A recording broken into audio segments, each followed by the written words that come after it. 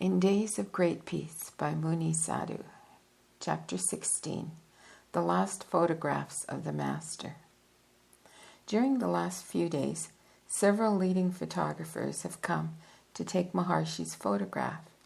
He obeys the requests of the specialists, made in the most delicate and reverential way, and takes the various postures they ask him to assume, always with his kind, friendly, and indulgent smile.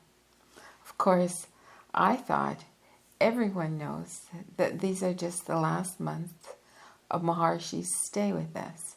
Hence, they want to have the picture of the physical form of the saint before it is too late. The photographs are marvelous indeed. His face during these last years of his earthly life has the exquisite expression of an almost divine, loving kindness, which stands out even more dominantly than the wisdom and power which are so prominent in his former pictures. Some good photographs of the Master are available. Perhaps the best known was taken some 16 years ago.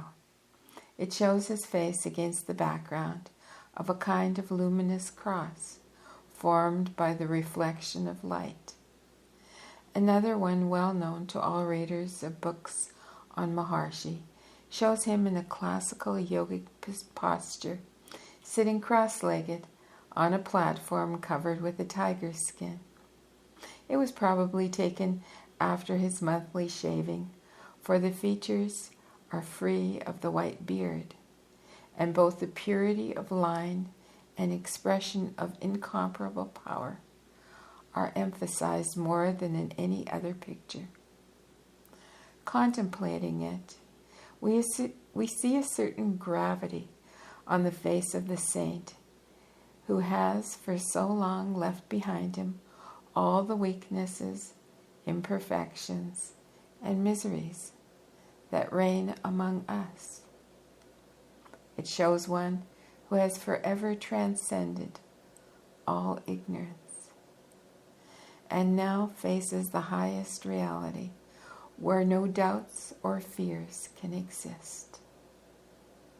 Every month after the shaving takes place, I have the inestimable privilege of contemplating the features of the living form itself with its clear-cut lines.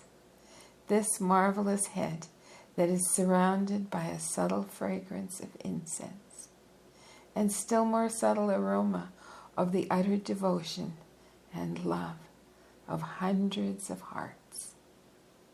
One also perceives in this face that quality which is so rare in our brother men, infinite understanding.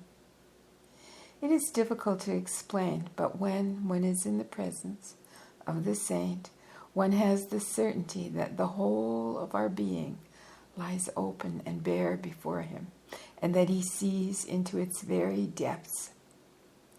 Of course, all this might not quite be pleasant or comfortable for the majority of people were it to happen before the eyes of others than those of the Maharshi. But in his presence, no secrets can exist, nor does one have the slightest fear of criticism. He is like the highest tribunal of our conscience, the Father Confessor, whose very presence purifies us from all sin. As was said about 40 years ago by his friend, a Hindu saint and clairvoyant, Sheshandri Swami. The third well-known photograph represents the face of the Master in a halo of white hair and bead, with a soft smile of ineffable tenderness. Maharshi's mission on this earth is nearing its end. The oral teachings have been transmitted, transcribed, and published by disciples and faithful friends. A group of initiates remains to spread the words of wisdom further for those who are able to hear and accept them. Now remains only the cross of final martyrdom. whose extent and purpose are unknown and inexplicable to us. It was not my privilege to see its stages on the physical plane. I was told that the magnitude of Maharshi's physical suffering was terrible for those surrounding him. I believe that all-wise providence knows best as to what are the limits of our strength and endurance in any period of life. This third picture of the sage, which I contemplated every day during my whole stay in the ashram, remained with me, forever engraved on my heart, not only in its outward appearance, but infinitely more.